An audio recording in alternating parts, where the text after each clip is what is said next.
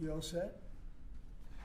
So I have some incredible people, and this is a very exciting thing that we're doing, and it was fast. They've wanted to do it. I understand they've been here hundreds of times over the years trying to do it, and they're going to give you a little bit of history. Roger Penske, everybody knows, he's a legend in many different things, but certainly in racing. He's won the Indianapolis 500 20 times.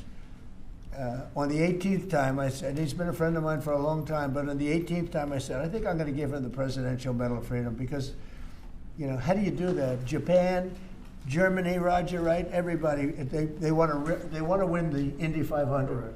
They spend billions of dollars getting a car, and this guy wins it like every year. He won it so many times that he ended up buying the track. So now he owns a track, he owns a race. It's pretty good. Now he's won it, though. He won it 2 times since he got it. And it's a total of 20. And didn't you win the Daytona 500? Yes. How many times? 4 times. That's all? That's terrible. I can't believe it. Anyway, if you win it once, it's like great. The guy's amazing. He's a genius, and a real genius at cars and racing. And they are going to put up something that's really amazing. It's really having to do with our great 250th birthday, where we're having so many wonderful things. UFC is coming, as you know, in front of the White House with a building literally a stadium. We're going to have over 100,000 people. And this is going to have a lot of people. I won't even say how many people because I think it can set a record for racing. It's going to be very, very important. We're celebrating Greatness with American Motor Racing. That's going to be the name of the event. It's going to take place on August 21st through the 23rd. And it's going to be so exciting, and I love the racing. I don't have a lot of time to watch it, but I love the racing. And just before we start, I will say numbers came out this morning. They're phenomenal for the country. So we announced yesterday, August 21st through the 23rd, and it's going to be so exciting. And I love the racing. I don't have a lot of time to watch it, but I love the racing. And just before we start, I will say numbers came out this morning.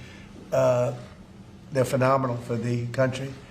So we announced yesterday that for the first time in, I think, 28 years, America made more steel than Japan. Can you believe it? Japan's a big steel country. America made more steel than Japan. The numbers are record-setting numbers. Every one of our numbers are good. We've never had anything like it. We have over $18 trillion coming into our country. We're building thousands of plants and all sorts of businesses all over the United States. It's never been anything like it. $18 trillion investment. So we have over $18 trillion being invested in the United States of America. The record was $3 trillion 10 years ago, not by us, by another country. And we're going to do 18, and I think the 18 is going to go higher. We're just looking at 11 months. The 12th month hasn't come in yet, but it's going to bring us over 18, maybe even hit 20.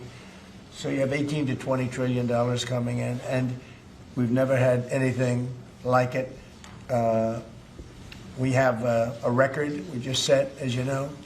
The S&P 500 just set a new record, 7,000. Nobody thought that was possible in this quick a time. They thought maybe at the end of 4 years or 5 years or 6 years.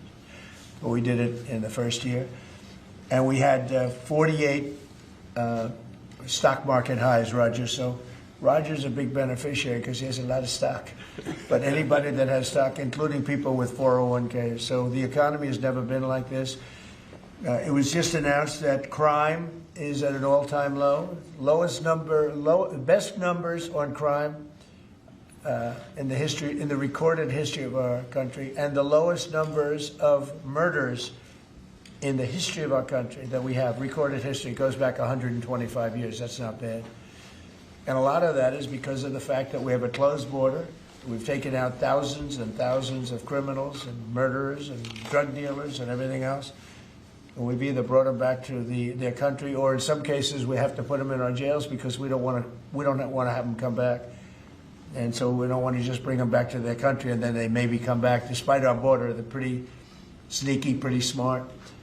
So we're doing things that nobody's ever seen before. The country is really in great shape. We have a large armada, flotilla, you can call it whatever you want, heading toward Iran right now, even larger than what we had in Venezuela. It's still in front of Venezuela. The Venezuelan situation, the leadership is doing a very good job. We're very happy, and we're getting along very, very well. And we're inviting countries of the world very shortly. They're going to be starting to take the oil. We're going to be heading that with the country, and it's worked out really well. We're now sending actually a larger number of ships to Iran, and hopefully we'll make a deal. If we do make a deal, that's good. If we don't make a deal, we'll see what happens. But this is going to be exciting. So I'm going to ask, and he really is a legend. He's a great man. I've known him for a tremendously long time. I refuse to say how. We were both young. Now we're both a little older. We refuse to say old, but we're a little older. But Roger Penske is the chairman, as you know, of Penske Corporation. He's got everything you can imagine, mostly, I think, to do with automotive. And I'd like to ask him to say a few words about the event, because this is going to be, they're putting everything behind it, and I think it's going to be really exciting. Roger, please. Well, thank you, Mr. President. This is a really amazing time for us as a company to support the 250th anniversary for the country. And there's no better way for us to bring automotive and speed into the DC area and to have the opportunity to be able to compete here with our Indy cars. As you know, we own the Indianapolis Motor Speedway, and we are taking that history of over 100 years and the speed and what's taken place there with the different manufacturers and bringing it here to this race will be amazing. Certainly the Freedom 250, when you think about it, it's just a byproduct of what the President has done during this year. And this will be an event, obviously, in August, which will make a huge difference. And we're excited, be areas for people to see. Most of the grounds will be free. So it's going to be an economic benefit to the area, to the city, and obviously with our Fox partner, Eric Shanks, will be our media partner. And believe me, what they did for us at Indy this past year, they're going to take that and put it on steroids, really, and take it to the next level. So thank you, Mr. President, for allowing us to come into your city. It's so great, Roger. Thank you. Great man. Eric, I'd like to have you say a few words. He's done a fantastic job at Fox, and he's really excited about this, and I know they're going to lay it on the line. Eric, please. Sure. Well, thank you, Mr. President, for having us here today. Big shout out to Secretary Duffy. This project was kind of on life support until you stepped in recently and got us here today. Secretary Burgum, your team has been absolutely incredible. Explain how many times you came to Washington trying to do this. I think Bud came here 81 times. 81 meetings I had in Capitol Hill. Meeting with senators, meeting with people at the Capitol. And they all wanted it. Everybody wanted it, but they couldn't figure it out. It was crazy. 80 some odd times. That's pretty amazing. So go ahead, please. Well, it's a real honor to be a partner with Roger and IndyCar. And at Fox Sports, we do the biggest events in sports. This year we have the FIFA World Cup that we'll be celebrating here as well.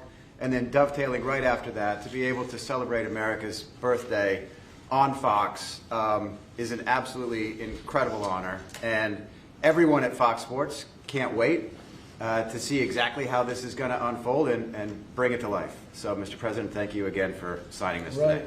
And the big thing, it's August 21st through the 23rd, and I believe the race is on the 23rd, right? Yes. That's going to be incredible. They're going to have practice sessions. It's going to be just a very exciting period, I think, for Washington.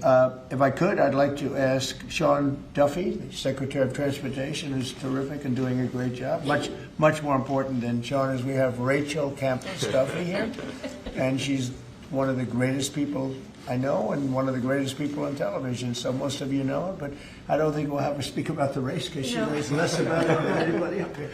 But she is fantastic. Sean, please. So the president gave us all a directive, which I'm grateful for. We're going to celebrate America's 250th birthday, and he asked all of us to think outside the box. How do we make this historic and cool, and let's all do this together? And he loves the country and loves the birthday, and so we at DOT were working on this concept. We didn't know at the same time Penske was working on the same project too. And so we've come together, and Doug has been a wonderful partner. But to think 190 miles an hour down Pennsylvania Avenue, this is going to be wild. The last time we had a race in the capital city, Bud, was when? 1801, Thomas Jefferson with the horse race. A horse race in 1801, Mr. President. Now we're going to do a real race. That's so great. That's such a good. So listen, this doesn't happen. You know, we just don't come in and ask the president to sign. There's a lot of work that goes into this, as you can tell. Bud and my chief of staff, Pete, all had a lot of meetings on the Hill. We couldn't be more excited about this. Again, I'm going to repeat, this is free for the American people to come to your nation's capital and see a great road race. Freedom, America, speed, and road racing. It doesn't get more American than that, Mr. President. So thank you for signing this, and thanks for all of your support. You are fantastic, and what a job you've done. They put it together very quickly. They've been coming here for years, and everybody wanted it. You know, every senator wants it, every Congress, everybody wants it, but they don't get things done. Only Mr. President. Trump gets things done. We didn't have 89 meetings. We had maybe a half a meeting. I think this is probably about a half a meeting. I'd like to thank Pete Meacham for the great job you've done representing us, and Luke Bunting. These are two young people that work with us, and they've really been fantastic. I'd like to ask Doug Burgum to say a few words. He's very much involved through his position of interior, because a lot of the space is interior. He sort of has, I think he's the largest landlord anywhere in the world by far. So Doug, could you say a few words, please? Yeah, absolutely. Thank you, Mr. President. This birthday that's coming up, the 250th anniversary of America, Freedom 250, is the most monumental birthday maybe of any country ever in the history of the world. And President Trump, with his directive to celebrate this thing, we've got what's more American than race car driving? What's more monumental than the Indy 500 as an icon of what's going on in our country? And so merging the history and the tradition of our capital, Washington, D.C., with the speed and the innovation that goes on in the IndyCar series is incredible. And it's a great metaphor, because the speeds we're talking about is the speed of President Trump. I want to reiterate, there weren't 81 meetings with the Trump administration. I think it was, they called President Trump.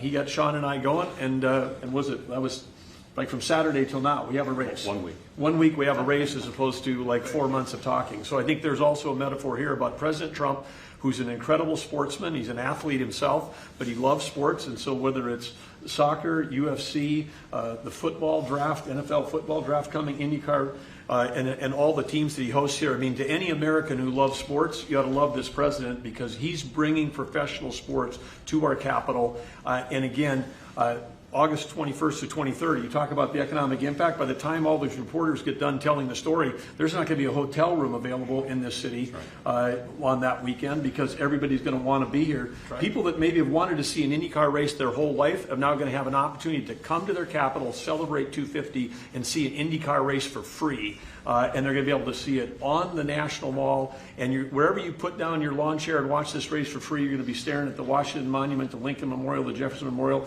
And I'm sure there's going to be fireworks this weekend, too. I'm sure of that. And if you need a permit, you can get one from Interior. So anyway, it's absolutely incredible. And congratulations to Sean, the Penske organization, Fox Sports, everybody for putting together. This is going to be a great celebration for America. Thank you very much, and you're doing a fantastic job. Could I just ask Bud Danker, he's the president of Penske Corporation, to say a few words, please? Well, thank you, Mr. President. You know, Eric Shanks and I from Fox had this dream, and just last July, and could it ever be possible to bring a race to our nation's capital to celebrate our country's history? And everybody said there's no way. It's impossible. How do you put a race on at 190 miles an hour in a city like Washington, D.C.? I came here, I walked this area for a while, I found a racetrack on the Capitol grounds, up against a lot of meetings, and couldn't get the kind of support we need. So within a week, Secretary Duffy and we put this together with the president, didn't we? And now we have a race here on our city property, on the national properties, that is going to celebrate America.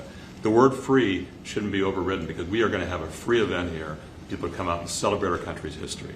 I also want to thank Mayor Bowser. She has been a great partner in this process as well, too. So I know, Mr. President, she's a great supporter of what you've done here in the city as well, too, and we thank her for this. But we're going to have an amazing event. We're going to make everybody in this country proud.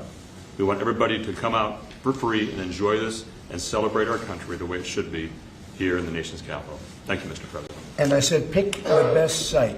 It's very important. Pick the best site. Don't go for second or third because there are a lot of different routes. I said, pick, even if it's more difficult to get approved, pick the absolute best site. And they were actually looking at another site.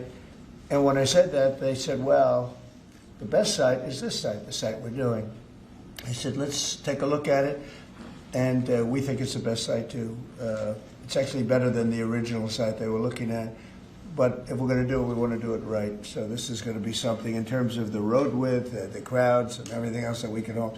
The best site, one of the best sites I've ever seen, actually, and it'll be beautiful. So I'm going to sign this, and if you have any questions on this subject, that'd be great. We just named a new Fed chairman today. You know that? He's Central Casting. He's like Roger Penske, Central Casting.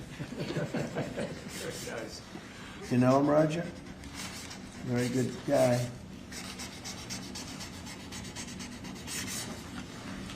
Roger, no auto pen. I didn't use an auto pen. Here, Roger, take that. I will. Here Thank you. Oh, that's great. you go, my man. I don't want to sign each letter. You know, they sign each letter. They hand pens. I used to watch these presidents. One letter. You got to see what it looks like at the end. Never looks too good. Here, Rachel, take that. That's for your team. Thank you. Congratulations. This is really exciting. Thank you. On the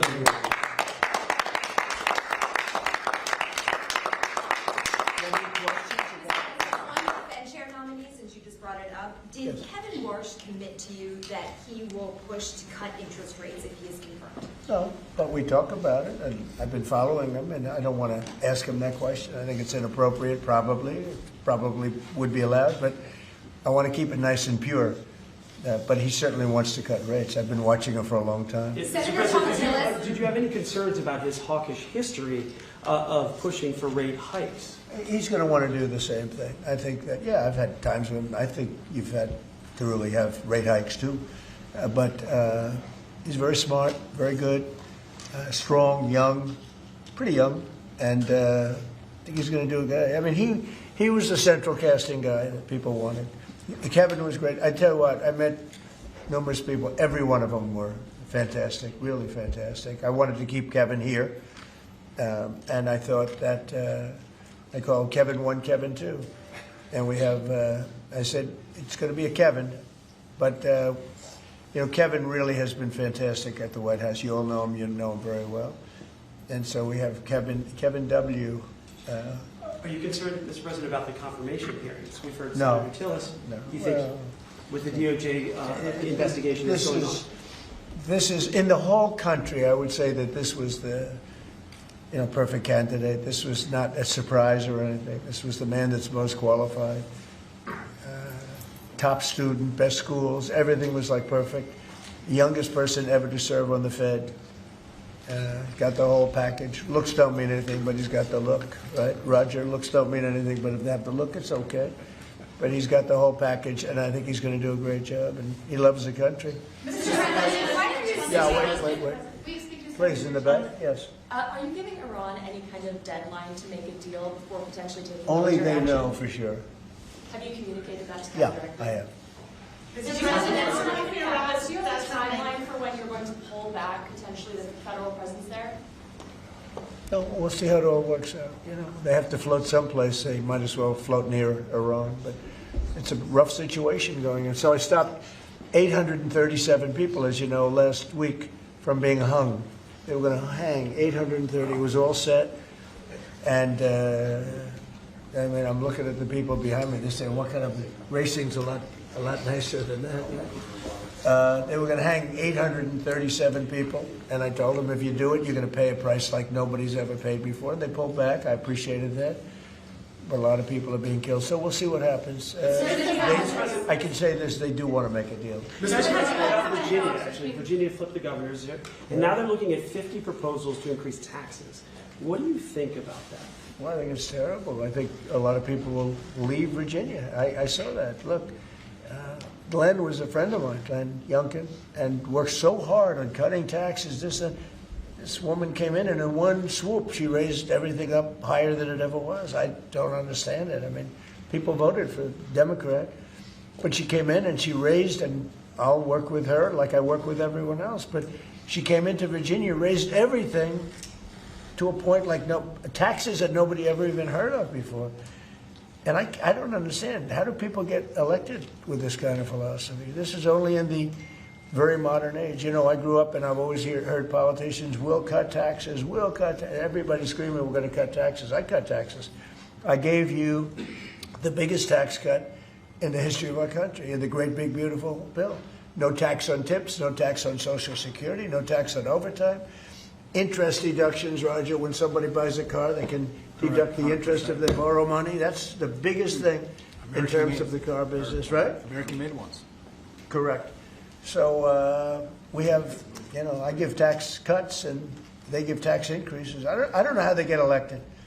They get elected because they cheat. You want to know the truth? Mr. President, If they didn't cheat, they'd have no chance. They have horrible policy. Transgender for everyone. They have the little thing about open borders so that the world's prison population and mental hospitals can be emptied into our country. It's just a crazy, men playing in women's sports. Roger, are you a fan of men playing in women's sports? Only as a bettor. You'd like to bet.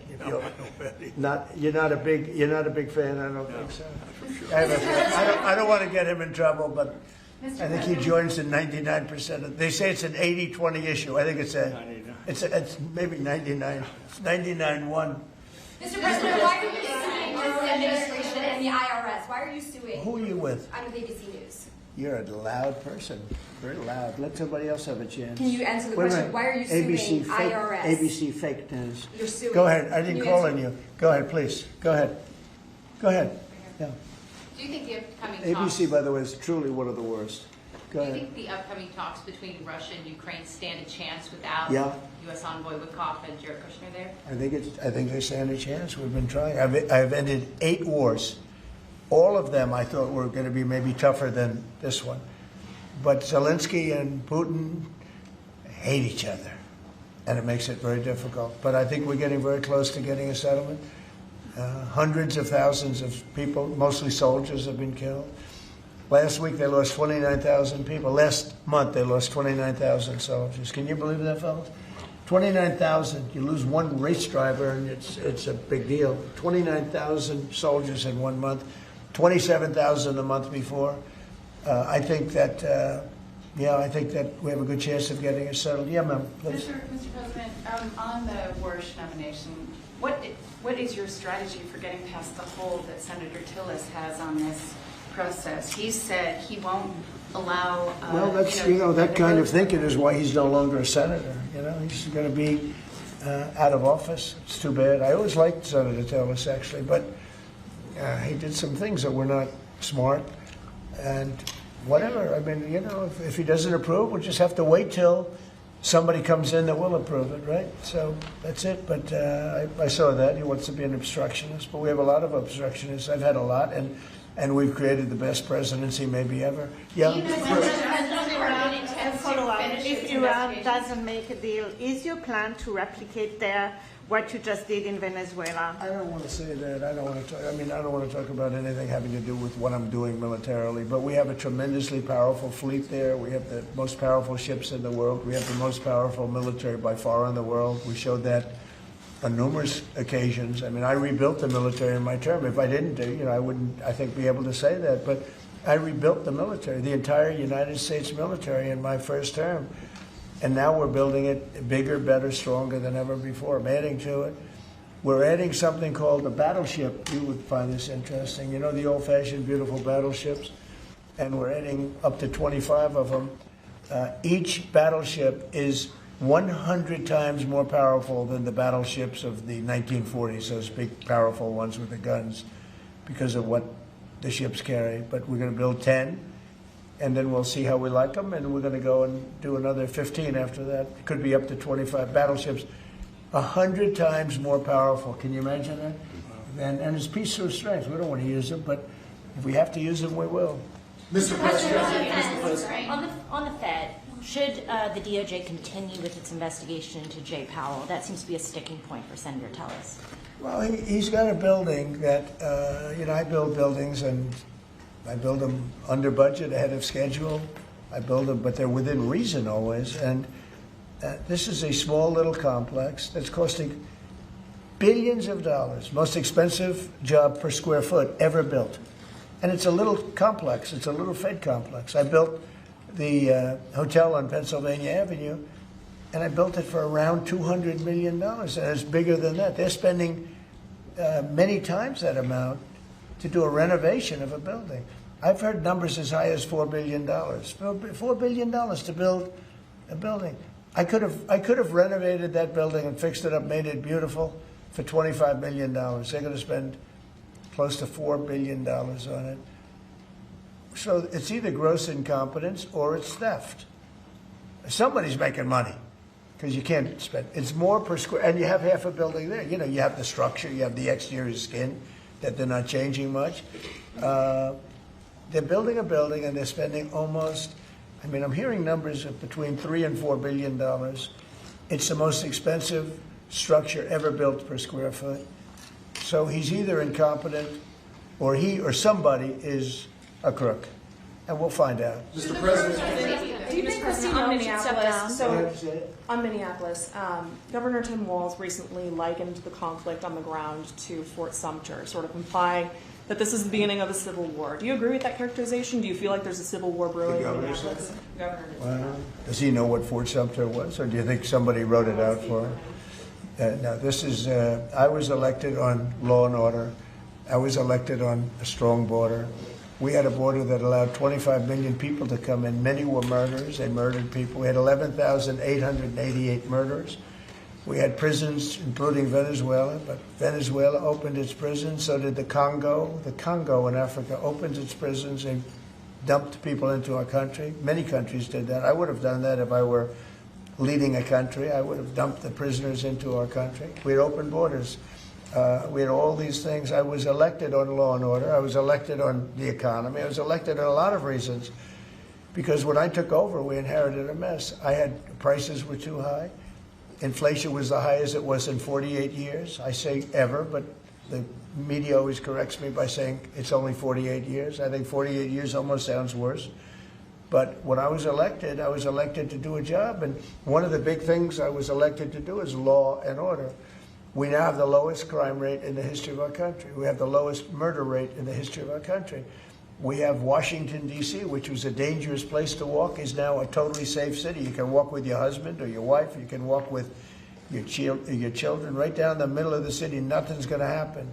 We did a great job. We had the National Guard. We have soldiers. We have people that nobody's going to mess with. And we've taken out. Remember, it's not just that. In Washington, we've removed over 2,000 criminals. And, if you look at the numbers, a very small percentage of your population, 2%, 3% of your population causes 90% of the crime. So when you move a small, it's amazing how that works. But the criminals go over and over and over again. So 2 to 3% of your population can cause over 90% of your crime. So it's not that complex. We moved 2,000 people out of Washington. We brought them back to their countries where they came from. They came through open borders by Sleepy Joe Biden. And I will tell you, Washington is safe. If you look at New Orleans, as you know, we went there about 4 weeks ago. I was with the mayor of New Orleans last night. He was at the premiere, and she was at the premiere. She was great. I believe she's a Democrat. She came over. She thanked me so much. She said crime is down more than 50% in just a few weeks. And you couldn't even walk down the street in New Orleans. It's so bad. And now they let us in there, and she is thanking me so much, so profusely. She was great last night. I'd do that if I were a Democrat. I'd say call Trump in, let them do what they do. But we remove people, criminals, from the cities, and they become safe cities. If you look at Minnesota, Minneapolis, we have crime down there because we took out thousands of people, despite all the mess and everything else. But do these people really want to have rapists? Do they really want to have drug dealers and people from prisons and murderers? Do they really want to have them in the community? It's really insurrectionists and agitators, and they're paid. And you can tell a lot of reasons. Number one, they're professionals, with their mouth but they're also, you look at the signs are all professionally made. They have signs that are gorgeous. In fact, I want to get the sign because I need a lot of signs for different things, and I want to find out whoever does their signs, they do a beautiful job. You know, everybody has this beautiful sign with brand new wood. It's like leather panels. They have a leather handle on the bottom. These are not people these are people that are handed signs, and we know pretty much, we're getting very close to it, but we know pretty much who's funding this stuff. These are paid insurrectionists, paid troublemakers. But I was elected by a landslide. I won every swing state. I won the popular vote by a lot. I won everything. And I was elected by a landslide on law and order and on strong borders. We had a border that was so bad, so open, where 25 million people came in over a period of 4 years, and now nobody comes in. Nobody even tries to come in. And I can only say, I think, we'll say it very plainly, elections have consequences. The people want law and order. And we have a silent majority. You know, we have a silent majority of people. They don't go and riot and everything else, but they like what we're doing. They like having a safe city. I get calls every single day. Every person I see working in the White House, people I don't know, many people work here, and they say, I'd like to thank you, sir. Why? You've made Washington so great. We walk to work. They walk to work. You people know it very well. You walk to work now. You used to take an Uber or a taxi or something, and you even felt like in danger there. Every person in this building, I mean, virtually every time I see somebody, they thank me. Because a year and a half ago, they lived in hell, and now they can walk to work, and they're totally safe. Nothing's going to happen. And if anything did happen, the person that did it would be living in hell for a long period of time. Thank you very much, everybody. Thank you very much. Thank you, press. Thank you, press. Thank you. Keep moving, guys. Thank you. Thank you, guys. Thank you, guys. Keep moving. Thanks.